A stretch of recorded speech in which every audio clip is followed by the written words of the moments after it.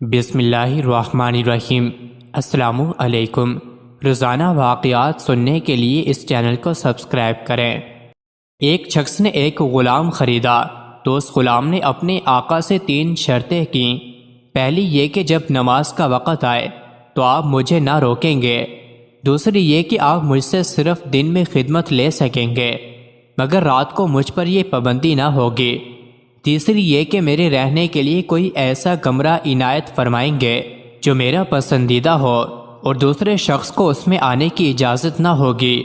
آقا نے غلام کی تینوں شرطیں منظور کر لیں اور غلام کو حکم دیا کہ اپنے رہنے کے لیے محل سرا میں اپنے لیے کمرہ پسند کر لیں جس میں ہر کمرہ ایک سے ایک بہتر ساز و سامان کے ساتھ آراستہ تھا۔ غلام نے تمام کمروں کو دیکھ بھال کر اپنے لیے ایک ویران کمرہ پسند کیا جو بغیر چھت کے تھا۔ اس پر آقا نے دریافت کیا کہ آخر تم نے یہ ویران کمرہ کیوں پسند کیا؟ کمرے تو اور بھی بہت ہیں۔ اپنے آقا سے یہ بات سن کر غلام نے جواب دیا کہ میرے آقا شاید آپ کو معلوم نہیں کہ ویران جگہ اللہ تعالیٰ کے ذکر سے آباد ہو جاتی ہے۔ اس کے بعد اس غلام نے اس کمرے میں رات کو رہنا شروع کر دیا اور یہ بات پہلے ہی طے ہو چکی تھی کہ رات کو غلام آزاد رہے گا۔ جب غلام کو اپنے پسندیدہ آزاد کمرے میں رہتے ہوئے کچھ عرصہ گزر گیا تو اس کے آقا نے ایک دن رات کو اپنے دوستوں کو دعوت پر بلایا تھا۔ نصف شب کے بعد جب دوست و احباب رخصت ہو گئے تو مالک مکان چہل قدمی کرتا ہوا غلام کے کمرے کی جانب چلا تو دیکھا کہ ایک نورانی قندیل نے اوپر سے آ کر کمرے کی خالی چھت کو گھیر رکھا ہے اور غلام سجدے میں پڑا ہوا اپنے رب سے دعا اور مناجات میں مصروف ہے کہ میرے پروردگار دن کو تو نے میرے آقا کی خدمت میرے ذمہ واجب کر دی۔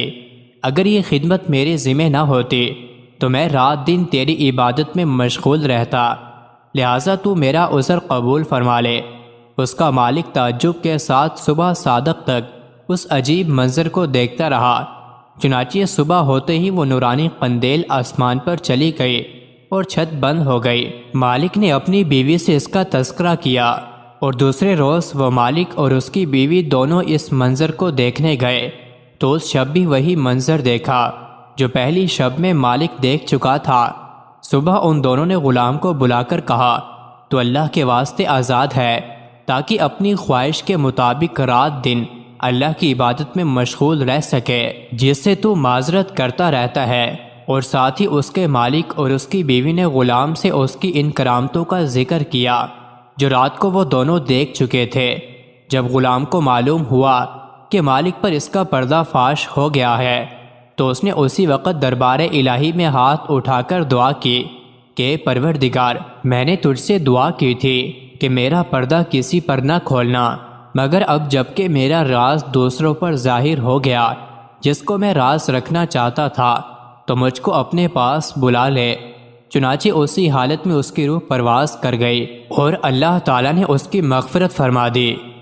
مزید ایسی ہی ویڈیوز کے لیے چینل کو ضرور سبسکرائب کریں۔